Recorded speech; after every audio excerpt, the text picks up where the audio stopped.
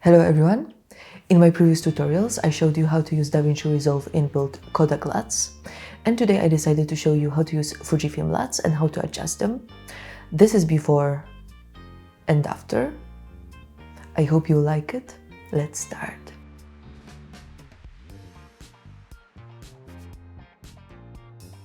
And this is our clip. I got it from ArtGrid, and it's been shot with red camera in log.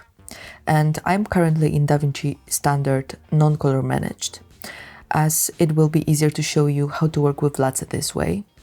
And I'm planning a proper tutorial for you covering color managed workflows. So today let's just stick to color space transform. So I'll open my node graph then, and as you can see, our clip is in log. So first we have to convert it to Rec 709. So let's rename the second node accordingly. And let's go to the effects. And let's find color space transform here. Then I will drop it onto the node. And here it's very important to know how your clip was shot to transform it properly. So my input color space was Dragon Color 2. Then my input gamma is Redlock Film. And I will leave the output as it is, as my project is set correctly to Rec 709. And this is our clip after the conversion. And if your footage is already in Rec 709, you will obviously skip this step. Now, as you probably remember from one of my previous videos, if you want to work with DaVinci Resolve inbuilt LUTs, we have to convert our clip again to Cineon Filmlock, as Cineon Filmlock is the color space they are designed for. So I'll label my next node as Rec 709 to Cineon. Then I'll drop color space transform onto it as well. And here I just have to change the output gamma to Cineon Filmlock. And now our clip is prepared for the LUT. So let's rename the last node, let's just call it LUT. And now we can right click on it and we can navigate to our Fujifilm LUTs. So let's go to LUTs, Filmlocks, and here we have three versions of the Fujifilm LUT. The first one, D55, is the warmest one, and it looks like this. But let me show you quickly the other ones. So let's change it to D60, which is a bit colder and looks like this. And then D65 is the coolest one and looks like this.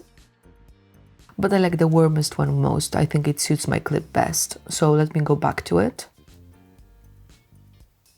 And now we can highlight our nodes and we can create a compound node. So then we can just turn it on and off to go back to our clip, convert it to Rec 709 if we want to. And we can also easily adjust the LUT by going down here to key and decreasing the key output if we think that the LUT is too strong. But I like it as it is, so I will go back to what it was before. And now we can start adjusting the clip, and we'll be making all other adjustments underneath the conversion nodes, because this way will work in a wider color space. So let's start from the exposure and let's rename the first node. And then I'll use my primary lift, gamma and gain wheels, and also the contrast slider to adjust the clip. So I'll start with increasing the contrast. And then I will move to my master wheels.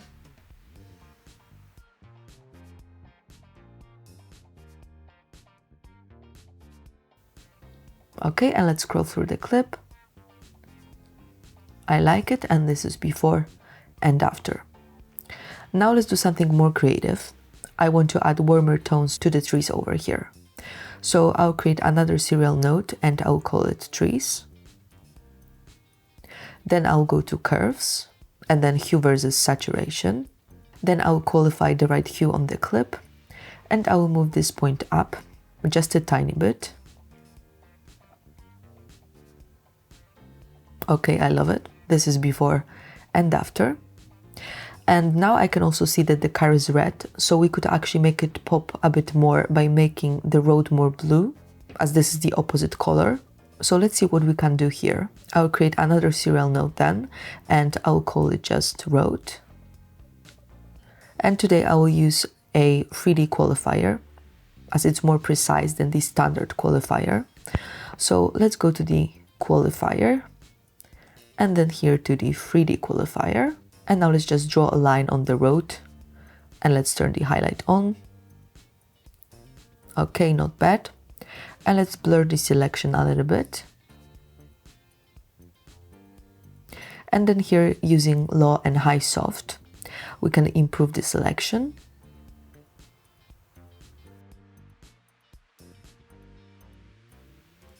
Okay, this will work. So let's turn the highlight off and let's go to the primaries again. And then let's just add 1 point blue in the gamma here. And this is before and after. I like it, now it looks a bit cleaner and makes the red pop a bit more. Now we'll do a simple relighting and I will show you how to use the outside nodes. So let's create another node and let's call it car. And now I'll go to the power windows. I'll grab circle and I will place it over the car. And I will soften it a lot. Okay, and I will turn the highlight on to be able to see the selection. Perfect. And let's drag the mask forwards and backwards. And again, I want to make the car pop a bit more. So I'll go to my primaries and I'll increase gamma a tiny bit. And then I'll increase the contrast a touch as well. Okay, and this is before and after. And now we can create the outside node. So to do so, let's just right click on the node with a mask. And then let's go to add node and add outside. And then when we click on the car node and we turn the highlight on, we can see our mask. And when we click on the outside node, we can see that we've got here the same mask but reversed, which will allow us to adjust the outside part of the previous mask.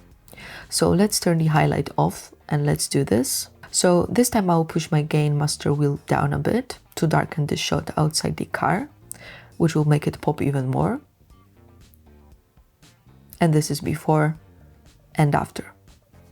Okay, now I just had a thought that we can simulate the lights at the back of the car.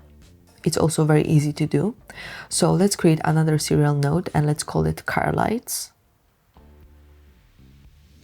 And here I will zoom in my clip a lot to be able to see better what I'm doing. And I'll go to the power windows and I'll grab a custom mask. Then I'll just draw the shape around the left light. And then I'll obviously track it. And then I'll go back to the power windows again and I'll create a new custom mask. And I will do the same with the right light. And now we have to soften our masks a bit and we have to do it separately. Like this. Okay. And now we can just go to the primaries again and let's increase gain a bit. Okay, and this is before and after. And now let's see the final result full screen.